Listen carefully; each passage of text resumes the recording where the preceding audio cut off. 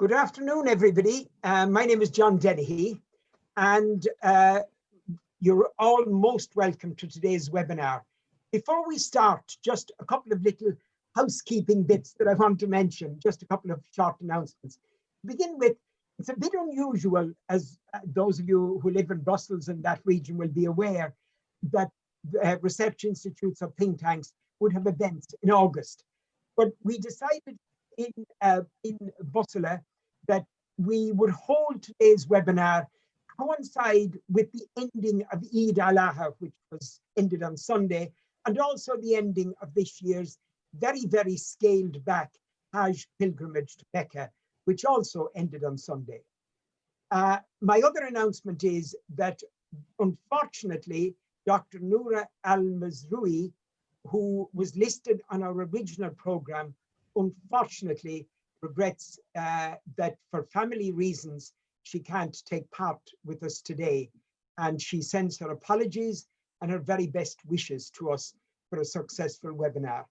We thank you, Noura, for that.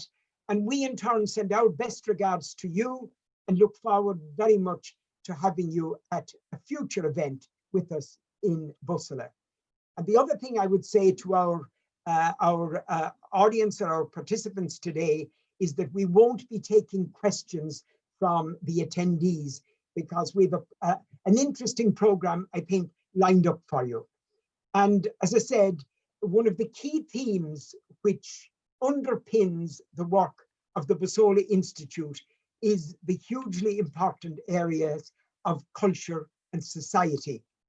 And the purpose of today's webinar in that context is twofold. First and foremost, we're inviting you along to enjoy an exciting program of music from 4 celebrated, in fact 5 really, I'll tell you about the 5th in a minute, celebrated musicians who have joined us today. And in a very short while, it'll be my great pleasure to introduce each one of them to you in turn, just when they're about to play and chat with me. The second reason, of the second purpose for today's webinar, is that we in the Bussola Institute want to use this opportunity to reaffirm our belief that global solidarity and mutual cooperation are needed now more than ever to help us face the colossal challenges posed by the devastating pandemic that is impacting so enormously on people, on economies, on societies, and on cultures. COVID-19 affects all segments of society, as you know, right across the globe. And we are strongly of the view that arts and culture can play an enormous role in helping us to revitalize mutual understanding between nations and promote empathy and common understanding between people as we move out, and we will eventually, from this very dark chapter of our lives. Artists and musicians enrich and sustain our lives. They connect us to people across national boundaries and cultural barriers, and they reinforce our common roots in humanity. Music, I believe, especially, is at the very heart of our lives and society in all cultures. Indeed, music is often described across the world as the universal language of mankind. From the impromptu balcony-based sing-alongs to the entertainment provided by so many professional musicians who have, as 4 or 5 are doing today here, who have embraced technology to bring solace and comfort to people in their homes, we have all learned that music is one of the few certainties that we can rely on to provide happiness and relief in these tumultuous times. And now I want to say a little bit on behalf of the musicians. Yet the musicians, whether they work in orchestras, theatre, teaching, session work, or gigs, are feeling the full financial force of this global disaster. In other words, most musicians are currently out of work. Coronavirus has wreaked havoc on their livelihoods, and in these times of quarantining, social distancing, cancelled performances, closed theatres and concert halls, while at the same time Like all the rest of us, they grappled with the many other pressures of the pandemic. Today's webinar program will give expression to Bussola's wish that as we move forward towards a better and brighter world, we will have a deeper appreciation for the value of the arts and the work of artists and its centrality in our lives. Now more than ever, we need to support our artists and musicians. Society needs a vibrant culture to help shape our post-COVID world and inspire global solidarity. If you think of it, our lives without artists, without music, theatre, film, dance, painting, and poetry would be an existence without beauty, enjoyment, spectacle, and joy. Indeed, dismal lives there would be. I'm a native of Ireland, as are two of our very fine musicians today, Jean and Fiona. And we are very fortunate to have, as the current president of our country, a man called Michael D. Higgins, who is a very strong supporter of the arts and music, and is also a well-known poet. In the early days of the pandemic, President Higgins featured on the official President of Ireland Facebook page a poem taken from one of his collection of poems called A Season of Fire, which was published in a way we could say way back in 1993, depending on your age. This poem, entitled Take Care, resonated very strongly with all of the people of Ireland as the very real threat and fear of the virus gripped our nation. We in Bussola are very thankful, most thankful, that President Higgins gave us special permission to share this poem with you today. So when you're ready, Jihan, it is my great honor now to bring you His Excellency Michael D. Higgins, President of Ireland, as he reads his own very short poem, which beautifully reflects today's theme, solidarity.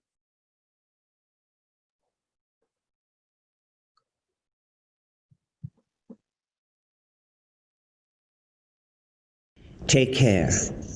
In the journey to the light, the dark moments should not threaten. Belief requires that you hold steady. Bend, if you will, with the wind. The tree is your teacher, roots at once more firm, from experience in the soil made fragile.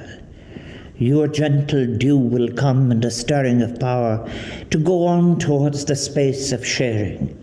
In the misery of the eye in rage, it is easy to cry out against all others, but to weaken is to die. In the misery of knowing the journey abandoned towards the sharing of all human hope and cries is the loss of all we know of the divine reclaimed for our shared humanity. Hold firm, take care, come home together.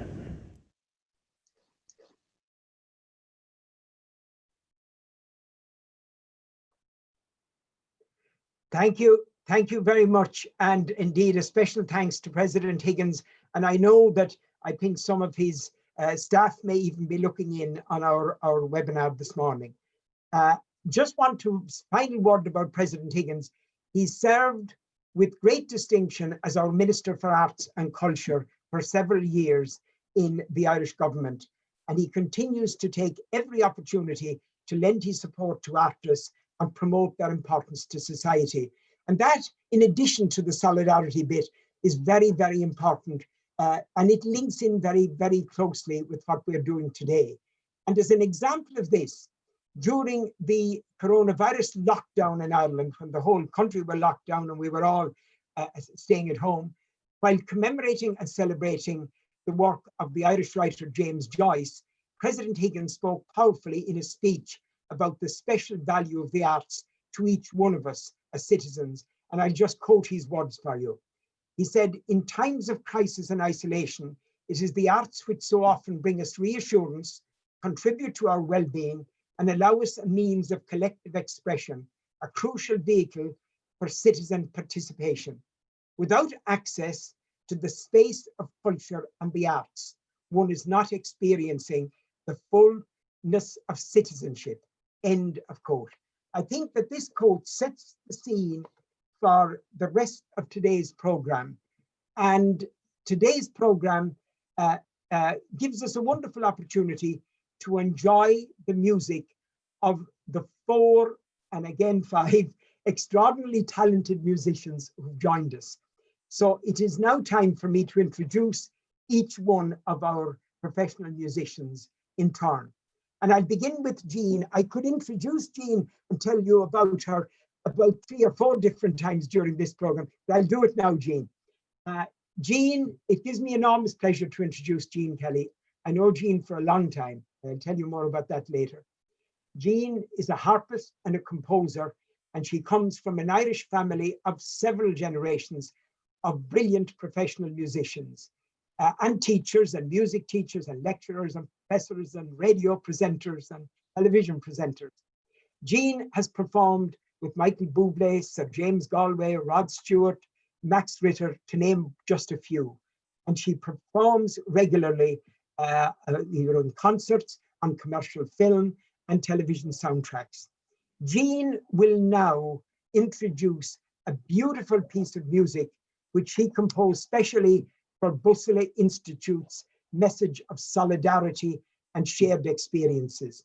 So I'm going to ask Jean, first of all, to tell us a little bit about it, and then you'll introduce it, and Jihan will run the video as well. Over to you, Jean. Thank you, John. So I was asked by Bussola Institute to write a short composition to go with a video, which you'll see shortly. And this was right at the beginning of the lockdown. So, for example, I work a lot with Fiona, my sister, and we live 20 minutes away from each other. But at that time, we were unable to be in the same room together. So this involved writing a piece that could be recorded remotely. So Fiona was able to do that from her home studio.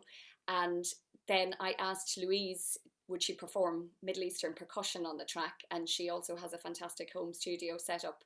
And I actually hadn't and still haven't met in person Atab, but we were introduced by mutual friends.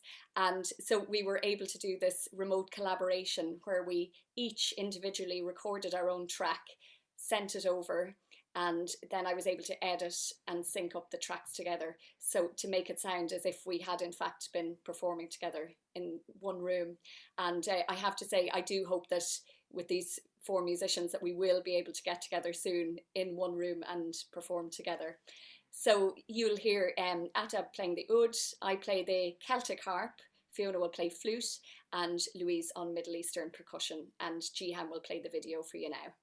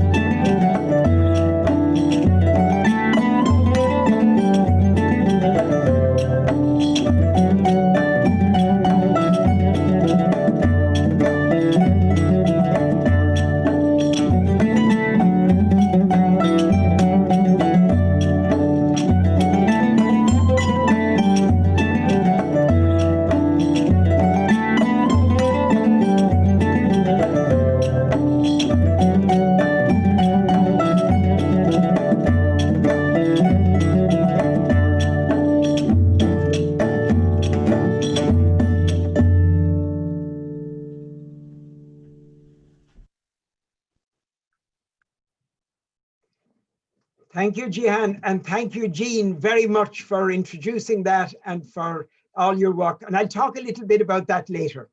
I'll talk about the tune itself. And I hope now that everybody who's looking in today enjoyed the video and the many different images from around the world that we included to portray not only the challenges and adversity that we're all coping with during these difficult days, but also the great solidarity that has emerged in communities, between people, and also between nations across the world. Now, of course, everybody has their own memories of what the last number of months evokes for them. And indeed, there are tens of thousands and probably more of photographs that bring these memories to life. We could have selected any number, but we just wouldn't be able to select them all. This today, we've presented our small selection from those images, and I hope that will bring to mind our emergence through a period of great difficulty and loss, in the hope that by working together in solidarity, locally, nationally, and internationally, we will come through this together. And what better way to continue this journey of solidarity than with more music? And now I turn to Atab. And the man playing the oud in that first piece there and on your screen is Atab Hadab, a highly respected professional oud player and also a composer who works at the highest level in music, theatre, dance, film, and advertising. Atab has collaborated with artists in many genres as a composer, as a producer, and as a performer. He continues to lead his band, and we'll say it loudly, Atab, that the Hadab Ensemble, which released its debut album to critical acclaim. Atab, you have a fantastic history of unique collaboration with musicians from all types of background, from classical to folk to jazz. And now, just can you tell us a little bit about how you draw these different styles together in your music and how you're looking forward to the future in terms of your music, based on what you learned during COVID into post-COVID? Thanks, Atab. Hi there. Thanks a lot, John. The band will continue to be my main focus after this period. We're hoping to record the next album as soon as everybody can travel, because we're going to do it in Turkey this time. I've been working with some musicians from Istanbul, and we've developed a real rapport, and I think I'm heading towards that direction with my music now, more towards the Eastern Mediterranean. Yeah. Apart from that, I mean, I've been working with so many different people, partly because of my background, born here in the UK to Iraqi parents, and coming into music at quite a late age. I'm not really tied to any one particular tradition, so if I'm interested in something, I'll go off and get immersed in it and try and play with as many musicians from that tradition as I can. So it happened previously with flamenco was a big thing in my background. I've played a lot with flamenco guitarists. I've done a lot of stuff in Spain, and I've written pieces, flamenco pieces specifically for the oud. So this was a big interest for me for many years, and through that I kind of got into jazz because there's a similarity in sort of the breaks and using odd rhythms and that sort of thing. So one thing led to another, and when I put the band together, one of the previous flamenco players that I played with was an Irish folk musician, flautist, so that kind of crept into the band as well. And obviously you write for the people that you work with, so you try to you try to pick things that they can probably relate to in some way from their tradition, and that's kind of how the sound of the band came about. Yeah. And during COVID, have you been doing a lot from home? I presume you have. There's no other kind of work really at the moment. Yeah, I mean, a fair, obviously no live performance. My last concert was December last year, actually. But during this period, I've been surprisingly busy with recordings. I've done a few recordings, teaching, obviously. But I mean, compared to normal times, it's just a fraction of the work that we usually do. Yeah. Yeah. Well, listen, I think let's listen to your beautiful music next. So I'd love you now to introduce your piece and to play it for us. And depending on how the webinar goes, we may come back to you later for another one, as we've discussed. So first one anyway, which is definitely. Okay, so I'm going to play you one of my own compositions. This is the last piece that I've written, and I haven't named it yet, so it doesn't have a name. But it's very much in the Iraqi tradition. It's written in a rhythm called Georgina, which is a 10/8 odd rhythm that's very central to Iraqi music. So, yeah, this is it. I don't have a name yet. Maybe you can help me with that.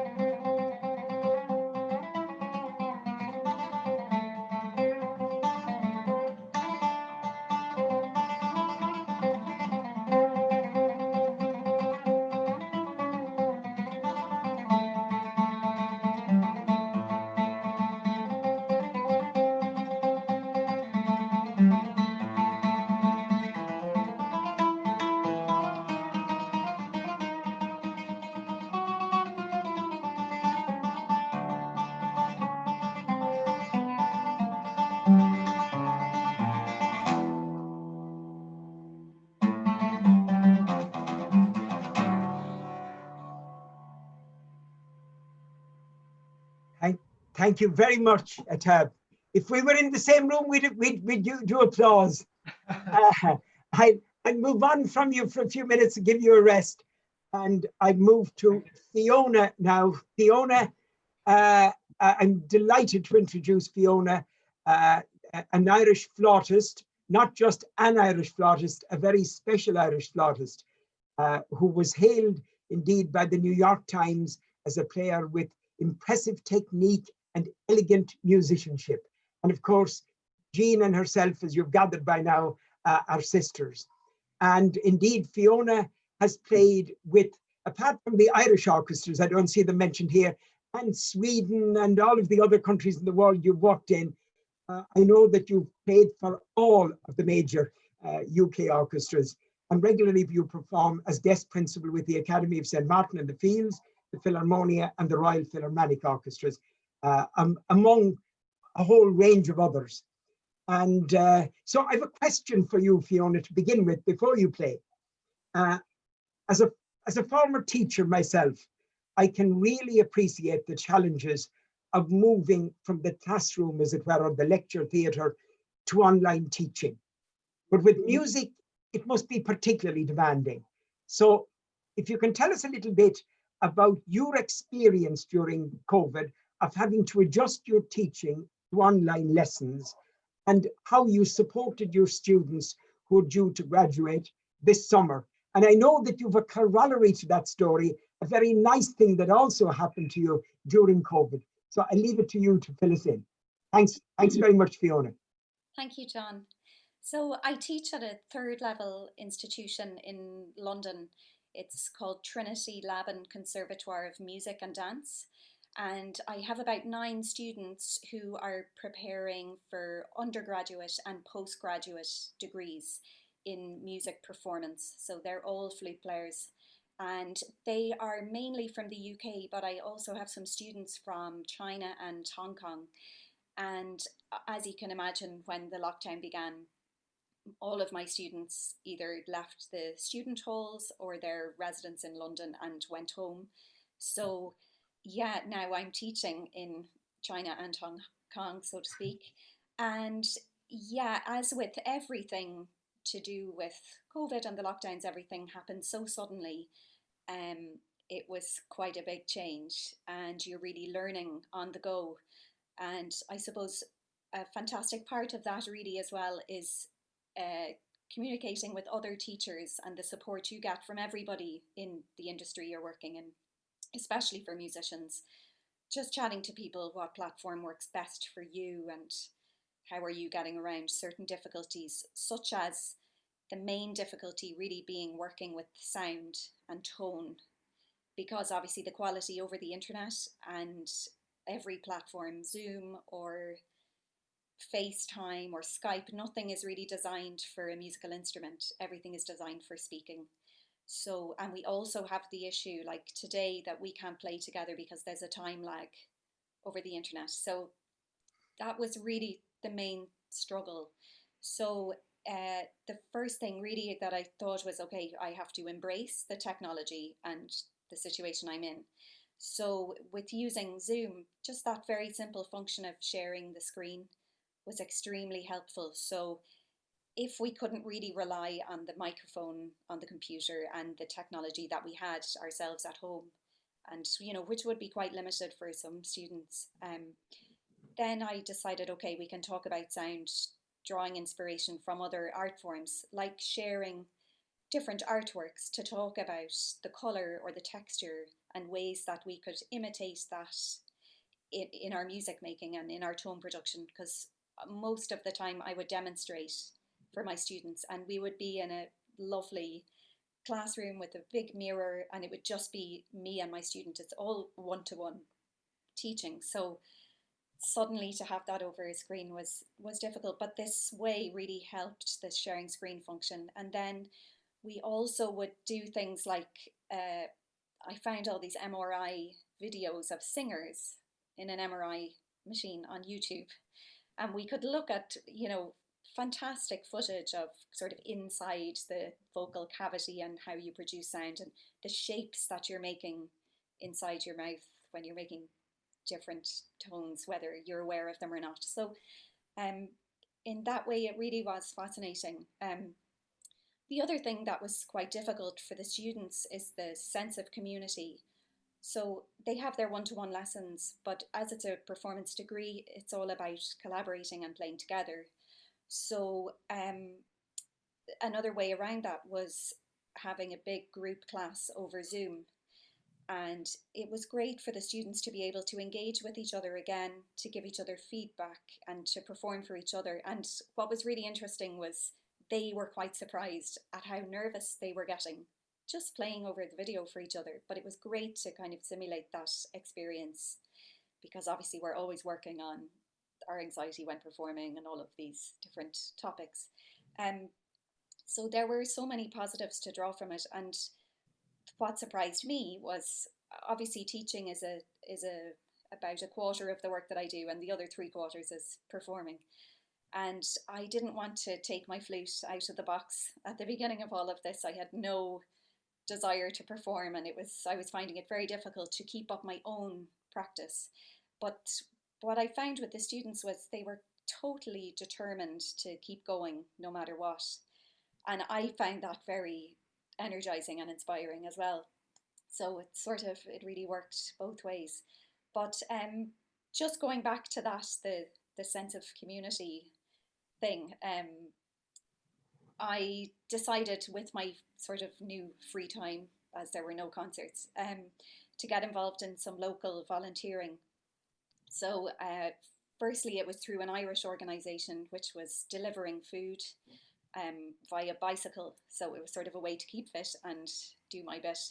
And it was just delivering food once a week to elderly in the community who were very isolated. And a lot of them were Irish people who would have moved to or been living in the UK since, you know, the 1950s. So it was really a treat to meet all of these people who lived near me that I would never have met otherwise. And another part of the volunteering was just helping people out who needed some jobs doing. So they asked, my brother was involved as well, he lives in London also, and we went to an elderly couple's house because their front garden had completely overgrown and even the postman couldn't get in the door. So they asked us to go around and just cut back as much of these trees and branches and bushes that we could. So they said that he knew we were coming, but that he wouldn't come out of the house because he was 95, and just to not bother them, and it would be all fine, just do our job and leave, and that was fine.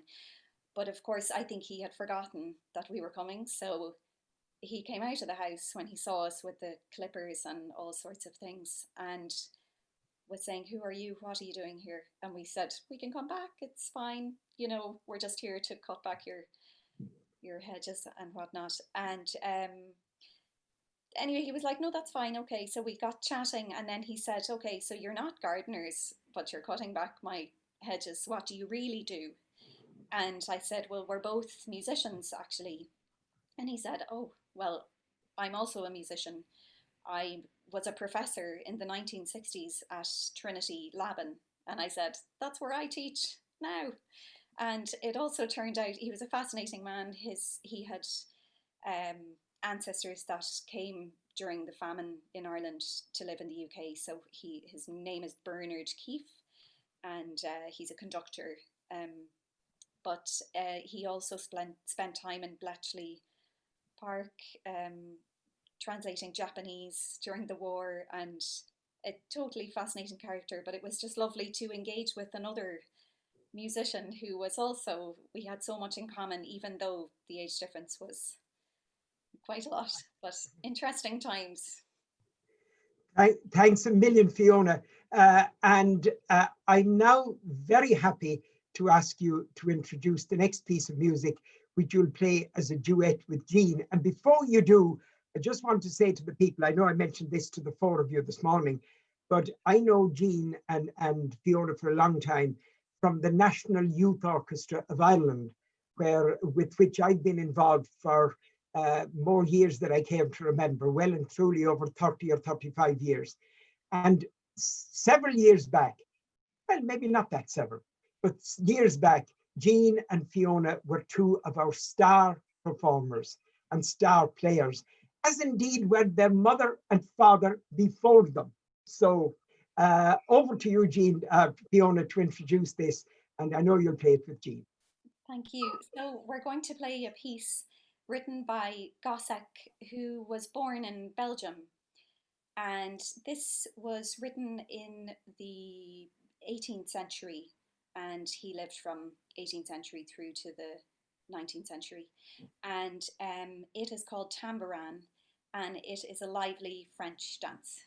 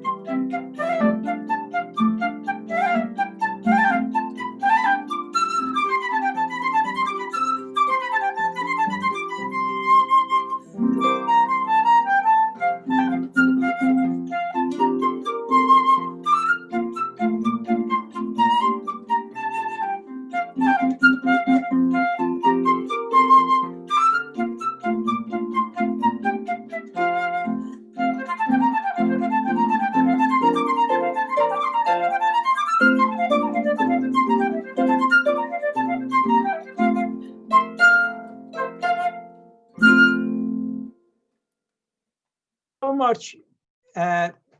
Somebody has muted me, I think. Can we unmute? Yeah. Thank you very much, Fiona. That was beautiful, absolutely stunning.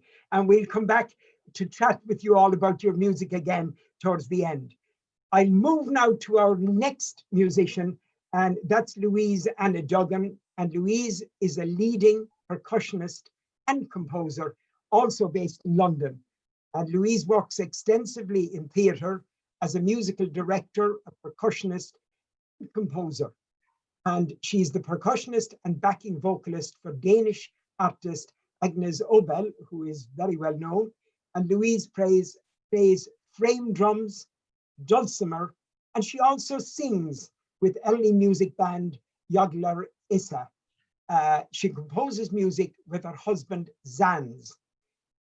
Now, the reason I mentioned at the beginning that we had 4 musicians, but we really had 5, because Louise, when she's playing later, will be joined by her husband Zans, who we spoke to already, or spoke with already before we started formally.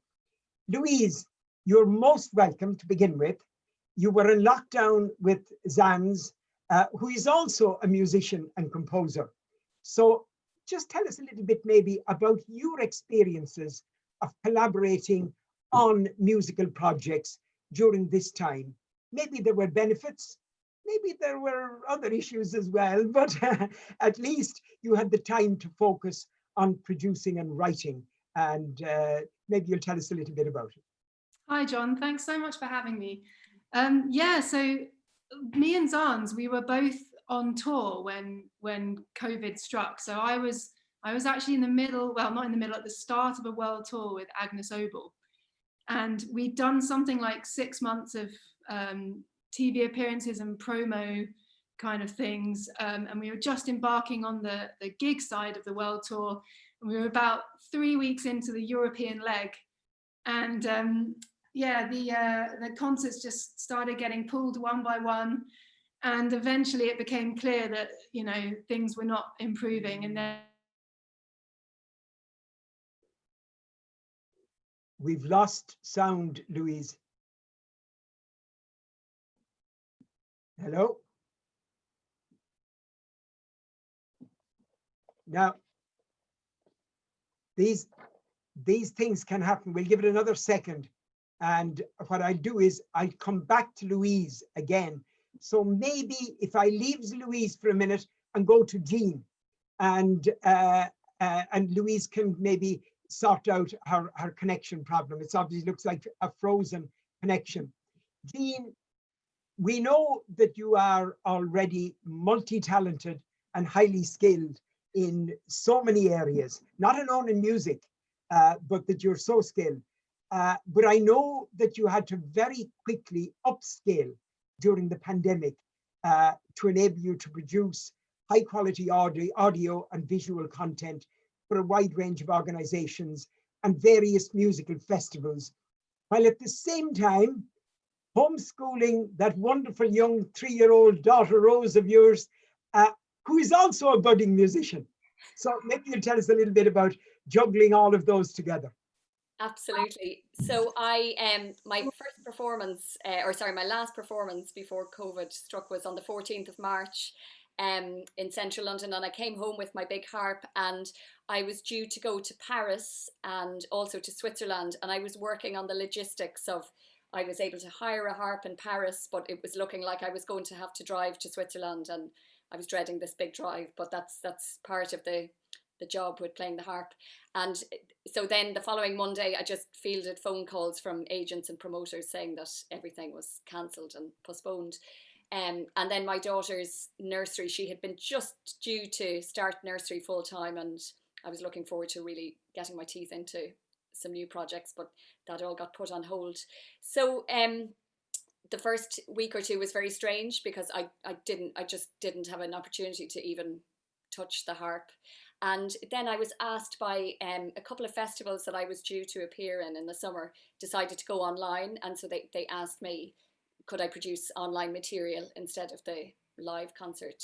So I had to enter into intense negotiations with my daughter because my husband was really busy with deadlines in front of his computer all day long. So I managed to, through bribery and corruption, get a couple of half hours during the day.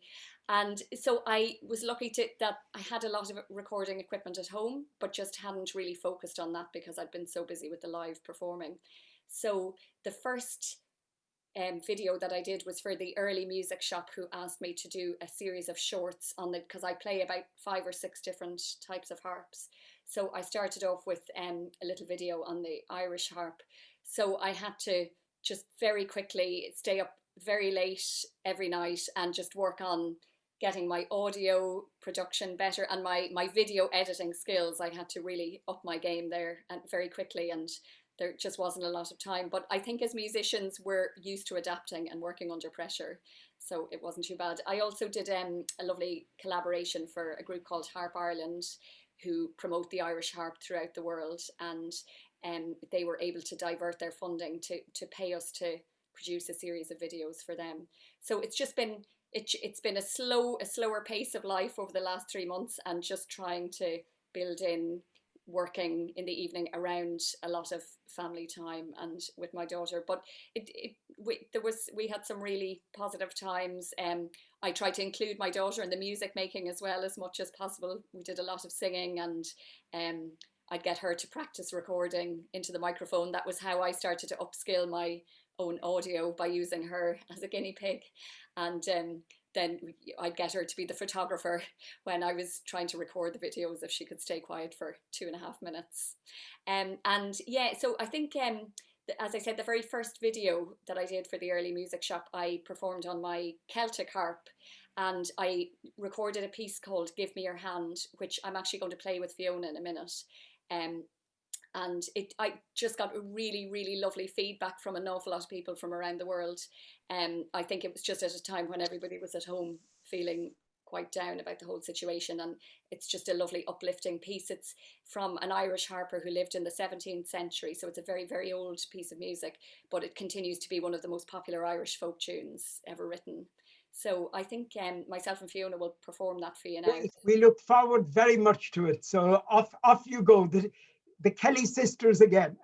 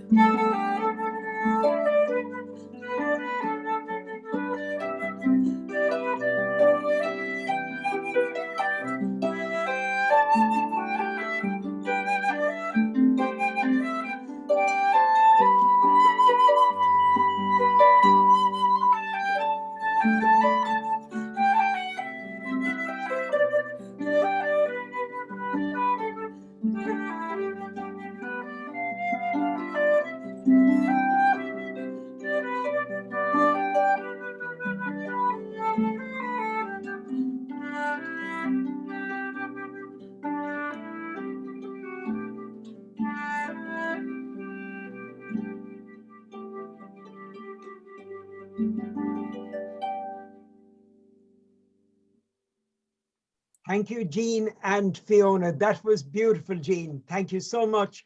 And I know we'll be coming back to you again in a little while, but I'd like to go back to Louise. Can you hear us now, Louise? Are you with us? Louise? Yes, I am. I'm so sorry.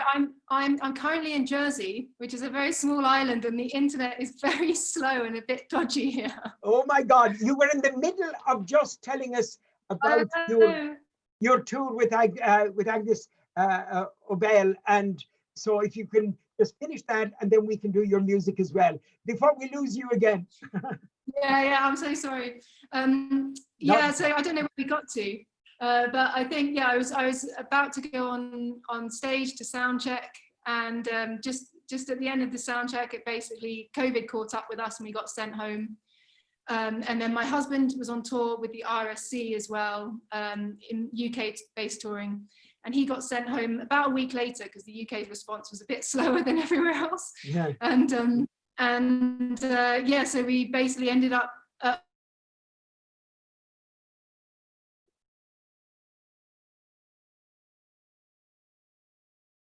I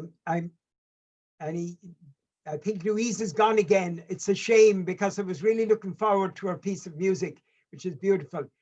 And in the meantime, just to move on, Atab, we had been chatting earlier about maybe you doing an extra piece of music to us, for us. Would you be prepared to do that now, please? Sure, yeah. Great. In light of what happened in Beirut yesterday, the horrible tragedy, I'd like to play a Lebanese piece. Okay. This is a piece by a really famous singer called Fayrouz. And it's called Nassam Alayna al-Hawa, which means, roughly translated, the breeze fell upon us.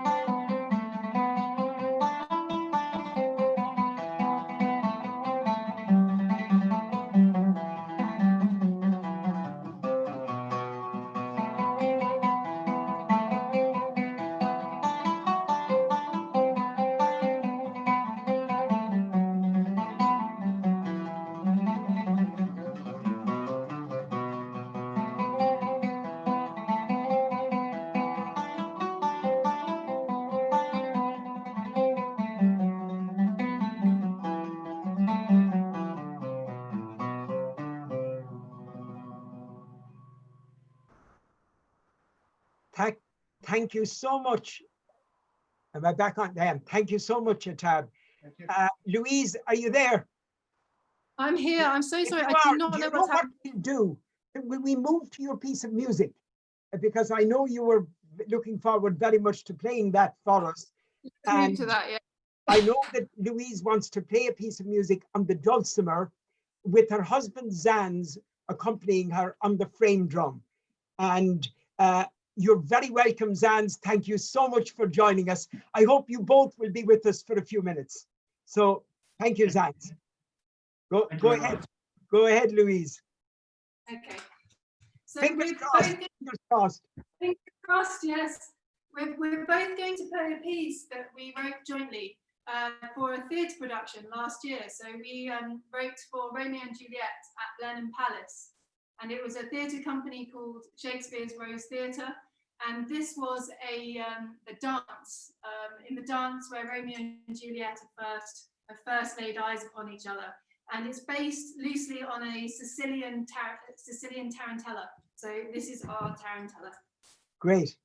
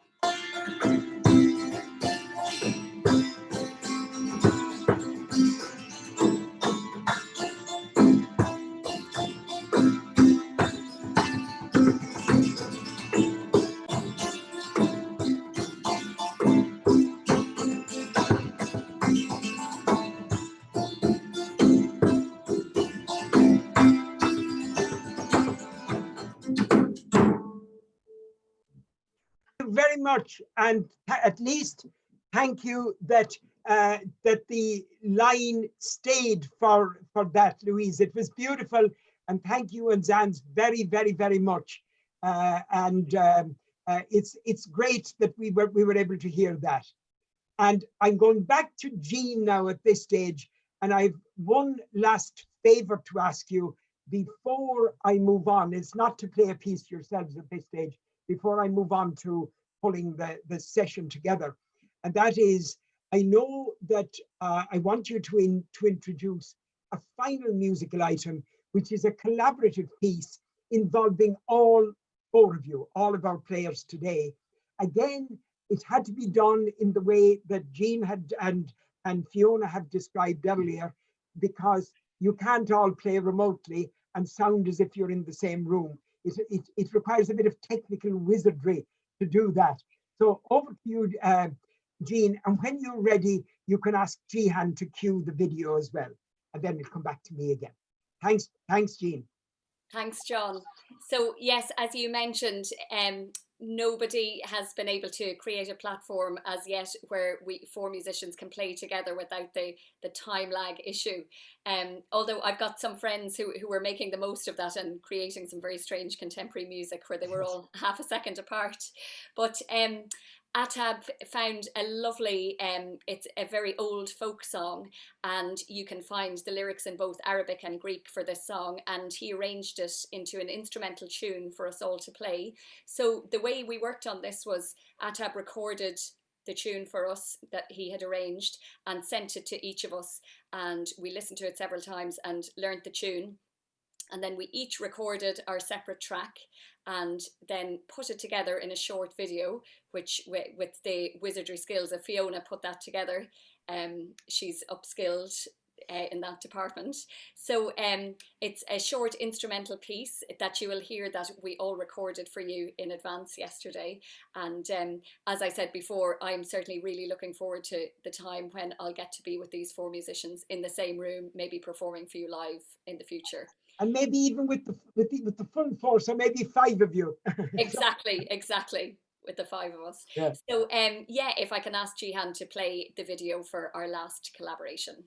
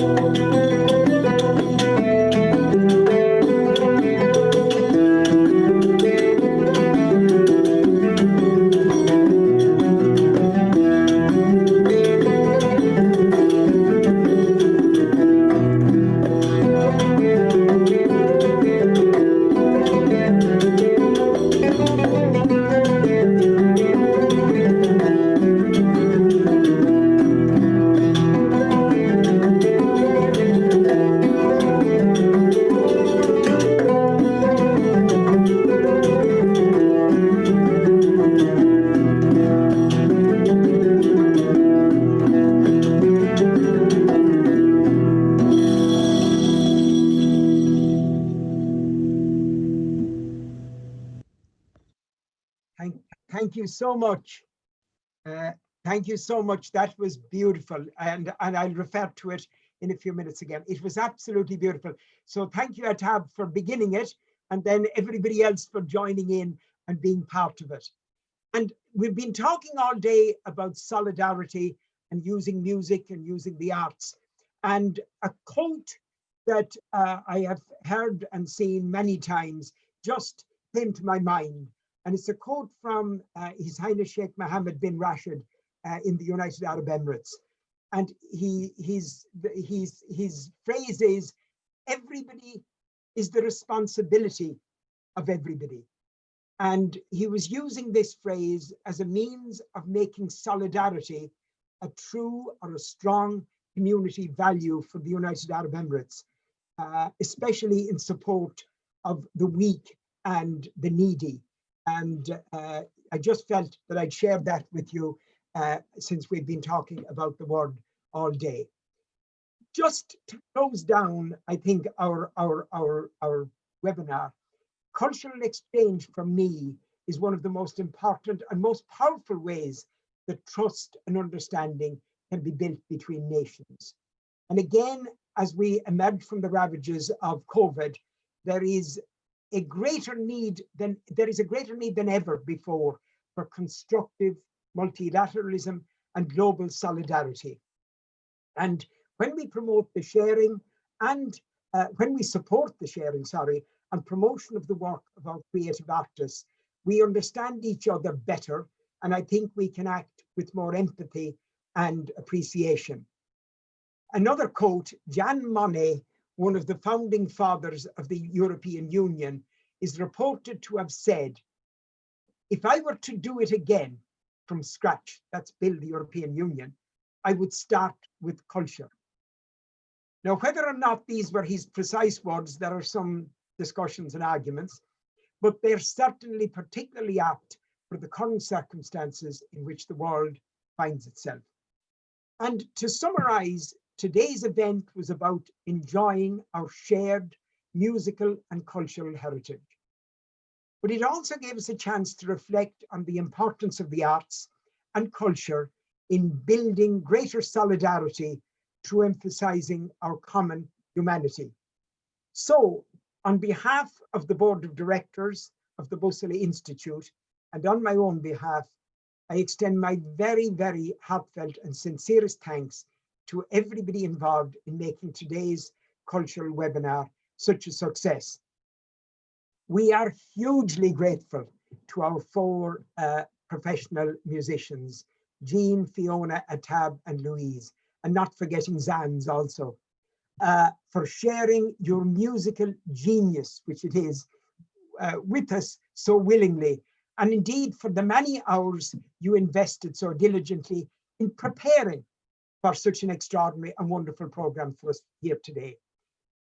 To anybody just who has joined us today, it looked very easy on the day. It always does when you're dealing with professionals. You do it so well. That's what made it look so easy.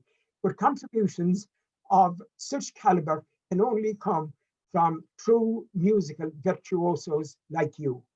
So, and in addition to your great playing, your answers to my questions about the situation for each one of you during lockdown were insightful and incredibly perceptive.